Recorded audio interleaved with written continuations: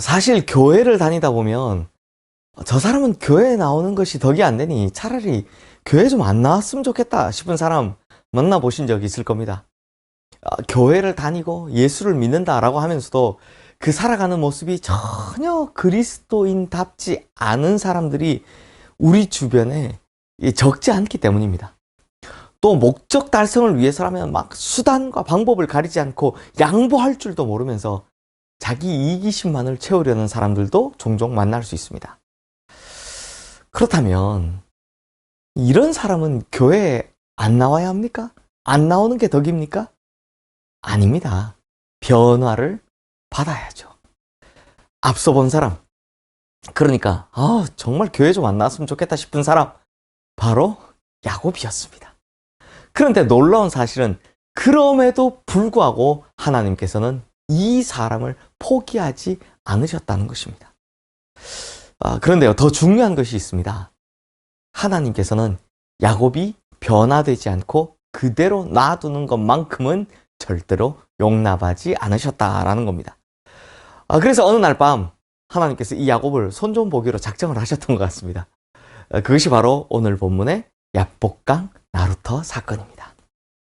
그러면 하나님께서는 야곱 같은 인생을 변화시키기 위해서 어떤 방법을 쓰셨을까요? 첫 번째, 홀로 있게 하십니다. 야곱으로 하여금 아무도 없는 곳에 홀로 있게 하셨습니다. 하나님께서는 종종 인간에게 어떤 변화를 주실 때 쓰는 방법이 뭐냐? 홀로 있게 하십니다. 외롭게 하십니다. 요즘식 표현으로 하면 격리를 시키는 겁니다. 이거 왜 그럴까요? 하나님하고 1대1로 만나기를 바라고 계시기 때문입니다.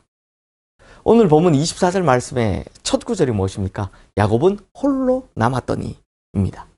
물론 이 본문의 상황은 야곱이 홀로 있을 수밖에 없던 상황입니다. 이제 고향으로 돌아오려는데 문제가 생긴 겁니다.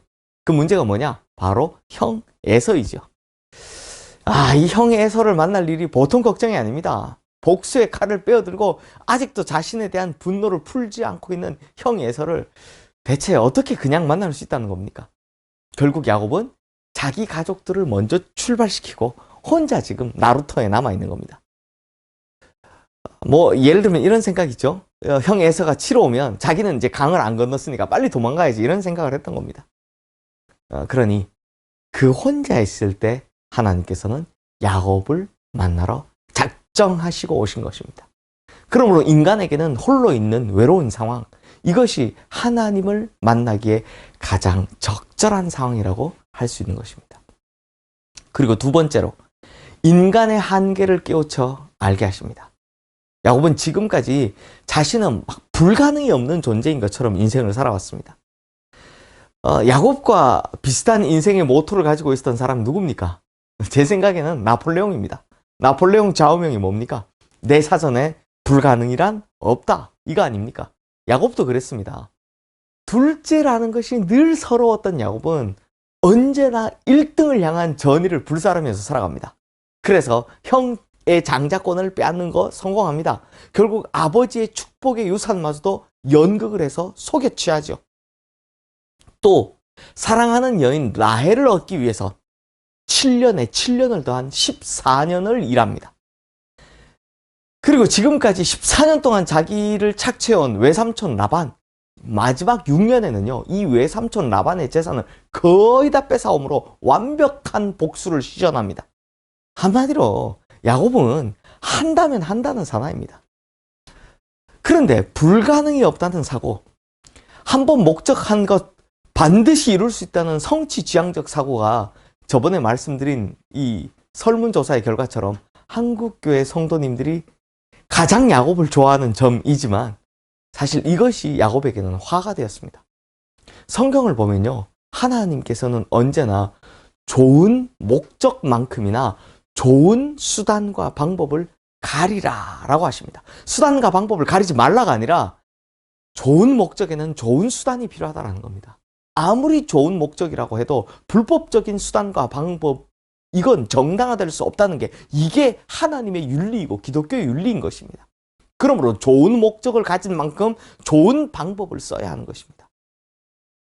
그래서 고린도전서 10장 23절 말씀에 이런 말씀이 있죠. 모든 것이 가하나 모든 것이 유익한 것은 아니요. 모든 것이 가하나 모든 것이 덕을 세우는 것은 아니니 라고 하는 겁니다. 아마 이게 고린도 교회 표어였을 것입니다. 모든 것이 가하다.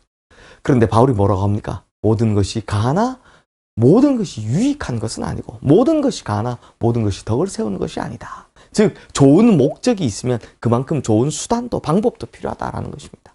과정이 좋아야 한다는 거죠. 그러니 이런 자기의가 꺾이지 않는 야곱을 향해 하나님이 어떻게 하십니까? 이제 한판 붙으셨습니다. 24절 말씀 보십시오. 야곱은 홀로 남았더니 어떤 사람이 날이 새도록 야곱과 씨름하다가 라고 합니다. 우리는 흔히 야곱이 너무 축복을 받고 싶어서 막 철야기도 하고 하나님 앞에 때를 써서 마침내 축복을 받아낸 사건으로 이해하고 있습니다만 전혀 그렇지 않습니다.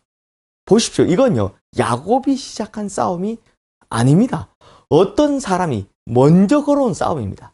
이 어떤 사람이 누구입니까? 바로 하나님 혹은 하나님의 천사입니다. 우리말 번역에는 씨름을 했다라고 했지만 이게 사실은 싸움을 한 것이죠. 그러니까 캄캄한 밤에 갑자기 누군가 나타나서 그냥 2단 옆차기로 야곱을 걷어차버린 겁니다.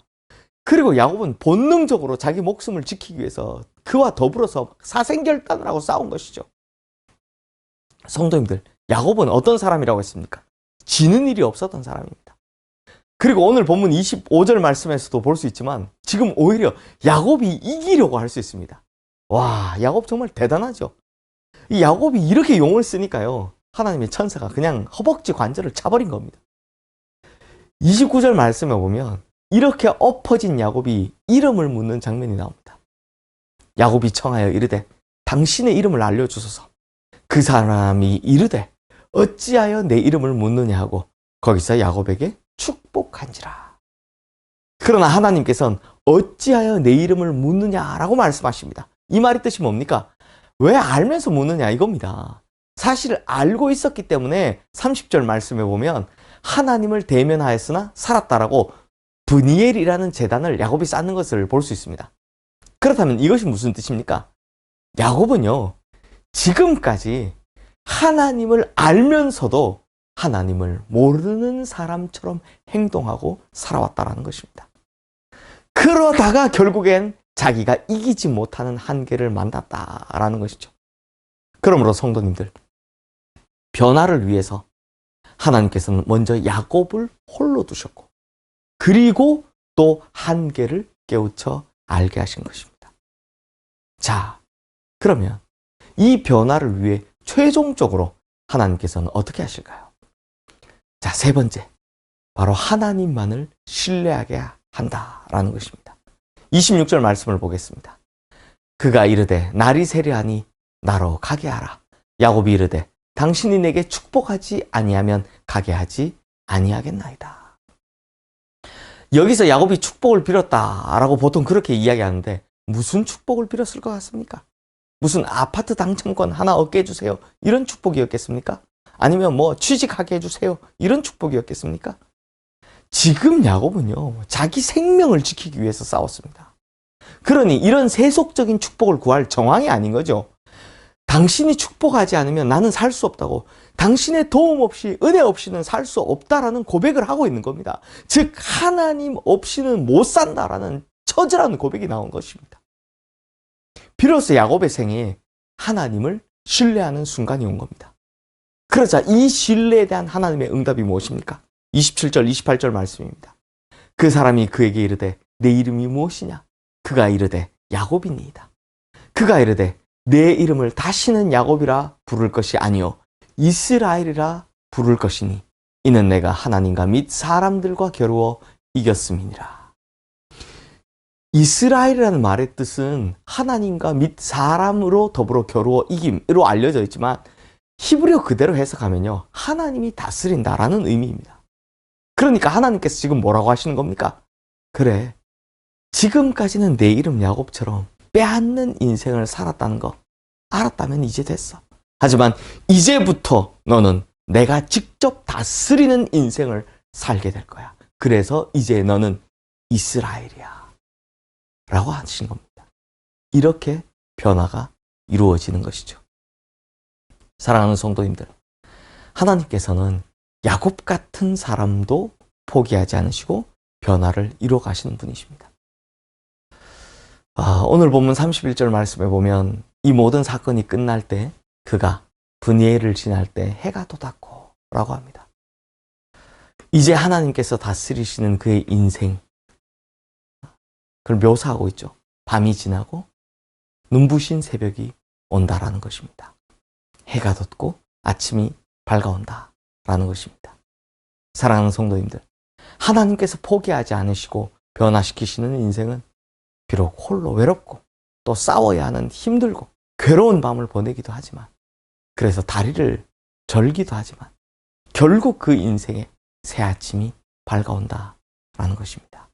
그러므로 성도님들, 이 외롭고 힘들고 괴로운 밤이 지나면, 그리고 그 가운데서 하나님을 신뢰하는 것을 배운다면 우리에게도 변화의 출발점, 인생의 새 아침이 밝아올 줄로 믿습니다.